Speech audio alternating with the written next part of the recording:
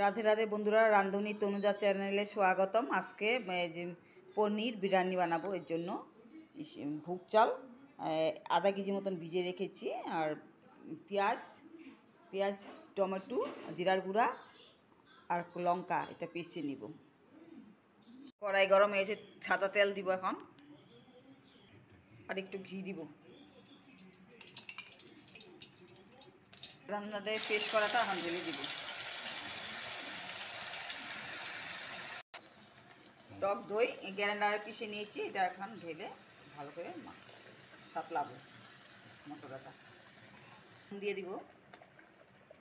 মশলাটা ভাজা হয়েছে, এখন পনিরটা ঢেলে দিব। মশলা একদম কারা ভাজা হয়নি, একদম অল্প আগলা ভেজে নিতে হয়, তারপর মশলার সাথে ভালো করে লাড়াচাড়া করতে হবে। এখন পনিরের সাথে ভাজা হয়ে গেছে। ঘি দিব, এভাবে মিলিয়ে নিতে হবে পাতিলে। ভুগ চালটা ঢালবো,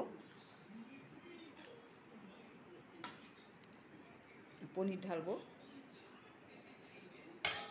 ভুগ চালটা আগে একটু হালকা ভেজে নিয়েছি ঘি দিয়ে, আবার ঢালবো।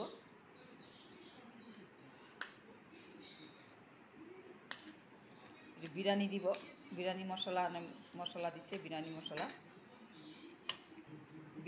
দেওয়া হয়ে গেছে। এখন পনির ঢেলে দিব। এভাবে 2-3 বার এভাবে বিরিয়ানি মশলা আর পনির আর ভুগ চালটা ঢালবো পাতিলে। সব ঠিক হয়ে গেছে, এখন গ্যাসে বসাবো। একটু কেরা জল ঢালবে, বেশি ঢালবো না, অল্প যেটুকু প্রয়োজন ওটুকু ঢালবো কেরা জল। এভাবে আটা মেখে আটা দিয়ে মেরিয়ে নিবে গুল করে। ঢাকনা দিয়ে ঢেকে দিব, গ্যাসটা বেরোবে না, আটাটার জন্য বন্ধ হয়ে থাকবে। চুলাটা কয়লাটা একদম কমিয়ে, আগুন দিতে হবে না, মানে এরকম হালকা হালকা জ্বলবে যখন, তখন বসিয়ে দিব। এইভাবে কমসে কম 20 মিনিট মতন লাগবে বিরিয়ানিটা পুরাভাবে হওয়ার জন্য। 20 মিনিট লাগবে। চোকার কয়লাতে হবে, আস্তে আস্তে করে, অনেক ভরপুর টেস্টি হয় এইভাবে বানিয়ে। পরে আবার দেখো দিয়ে বাটিটার উপর একটু কয়লাটা জ্বলন্ত কয়লা দিতে লাগবে, তবে মানে ভালো করে পুরোভাবে বিরিয়ানিটা ভালো হবে।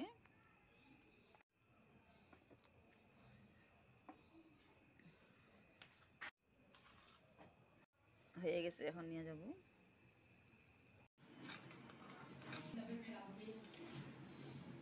ওয়াও, পনির বিরিয়ানি হয়ে গেছে।